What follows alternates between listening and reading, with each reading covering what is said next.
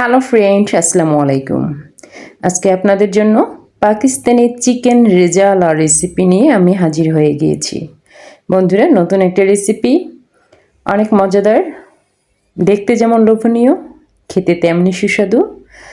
বন্ধুরা, এরকম রেজালা রেসিপি যদি পেতে চান তাহলে আমার চ্যানেলে সবসময় চোখ রাখবেন। চলুন বন্ধুরা, দেখে আসি কথা না বাড়িয়ে চিকেন রেজালা রেসিপি। প্রথমে আমি একটি কড়াইয়ে তেলের মধ্যে পেঁয়াজ দিয়ে দিয়েছি। পেঁয়াজগুলো একদম ভাজা ভাজা করে নেব। এই চিকেন রেজালা করার জন্য এই পেঁয়াজটার অবশ্যই মেনুটা একদম ঠিকঠাক করে ভেজে নিতে হবে।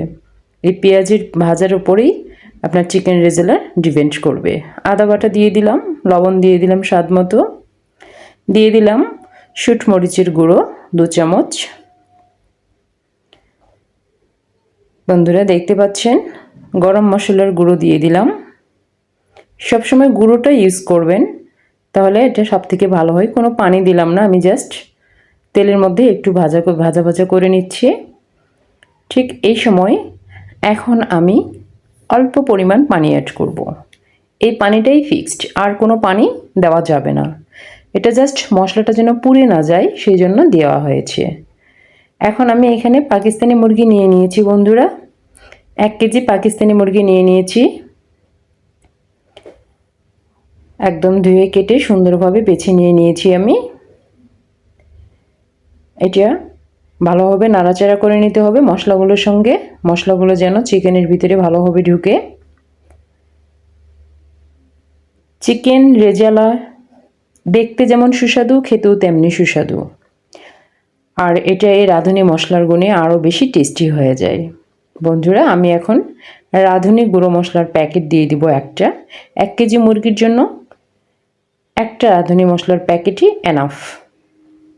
দেখুন, অনেক ভালো লাগে খেতে। চিকেন খেতে পছন্দ করে না এমন কেউ নেই, সবাই চিকেন প্রেমিক, সবাই চিকেন পছন্দ করে খেতে। ভাতের সঙ্গে হোক, পোলাওর সঙ্গে হোক, রুটির সঙ্গে হোক, অথবা বিরিয়ানিতে হোক। দেখুন, কোনো পানি দেওয়া যাবে না একদম। সবসময় এটা মনে রাখবেন, চিকেন রেজালা যদি রান্না করেন তাহলে অবশ্যই এখানে কোনো পানি অ্যাড করা যাবে না। ঢেকে ঢেকে দিয়ে মিডিয়াম আঁচে রান্না করতে হবে। আমি এই সময় একটু জিরে গুঁড়ো দিয়ে দিলাম। কিছুক্ষণ পর পর নাড়াচাড়া করে নিতে হবে। দেখতে পাচ্ছেন বন্ধুরা, এত সুন্দর একটা কালার চলে এসেছে একদম।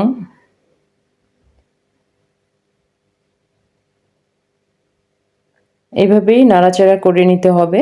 কড়াইয়ের চতুর্পাশে লেগে থাকা মশলাগুলো সামনে নিয়ে আসতে হবে। এভাবে ঢেকে ঢেকে দিয়ে রান্না করে নেব। ব্যাস, রান্না আমার কমপ্লিট হয়ে গিয়েছে। আমি চুলা অফ করে দিয়েছি। আমি এখন পরিবেশন করব। দেখুন বন্ধুরা, কত সুন্দর একটা কালারফুল খাবার, দেখতে সুস্বাদু, খেতেও সুস্বাদু। দেখুন, একদম প্রতিটি চিকেনের গায়ে গায়ে মশলা লেগে একাকার হয়ে গিয়েছে। খুবই সুন্দর, খুবই টেস্টি, হেলদি একটি খাবার। বাচ্চারা থেকে শুরু করে বড়রা সবাই পছন্দ করে। দেখুন, খুব সুন্দর হয়েছে। অনেক ধন্যবাদ বন্ধুরা আমার এই রেসিপিটি দেখার জন্য। আপনারা অবশ্যই বাসায় এটা ট্রাই